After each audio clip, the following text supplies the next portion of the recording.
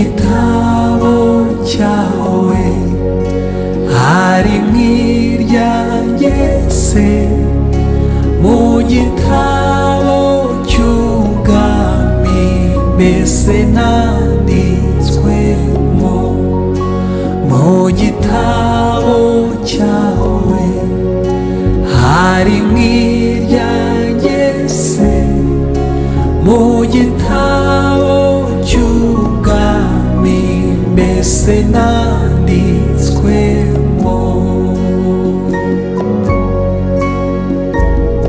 Yesu nashimwe mwene data, dufatanyije urugendo rwo kwizera. Imana yo mu ijuru ibaha umugisha mwebwe dukomeje kubana. Uyu munsi mbazaniye ijambo dusanga mu butumwa bwiza uko bwanditswe na Matayo, ibice byaho bibiri, ibice byaho bitatu ku murongo waho wa kabiri. Haranditse ngo mwihane kuko ubwami bwo mu ijuru buri hafi.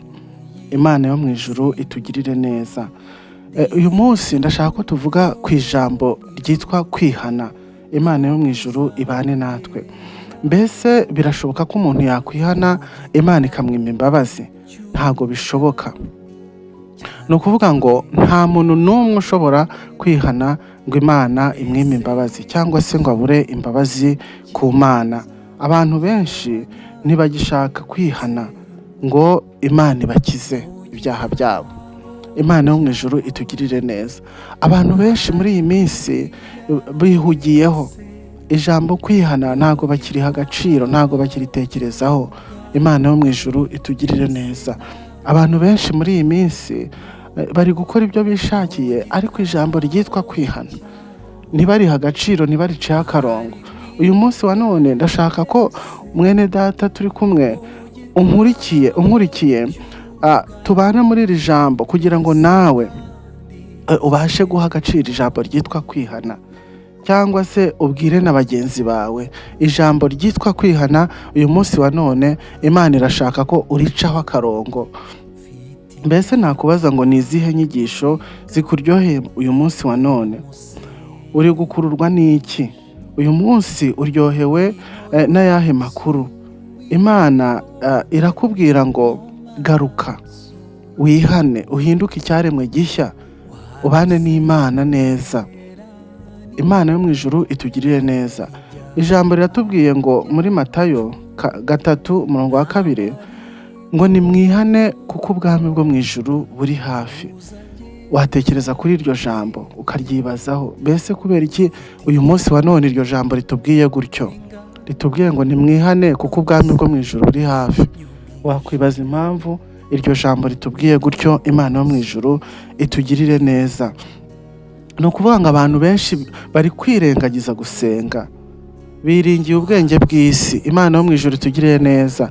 Bamwe bari kwiringira abakomeye, abandi bakiringira ubwenge bw'isi, abandi bakiringira ubutunzi bwabo cyangwa se n'ibindi bitandukanye, ariko bakirengagiza gusenga.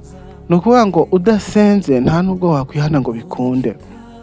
Usanga benshi batagira n'amadini babarizwamo, ugasanga nyine bibereye aho ngaho.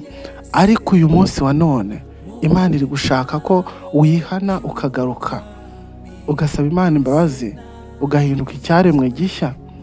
Nk'uko ijambo ritubwiye ngo nimwihane kuko ubwami bwo mu ijuru buri hafi.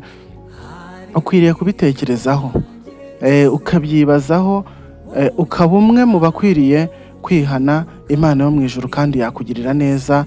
Twabonye ko nta muntu n'umwe Imana yakwima imbabazi, nawe yaziguha uyu munsi wa none, ukongera ugahinduka icyaremwe gishya, ubuzima bwawe bugatangira.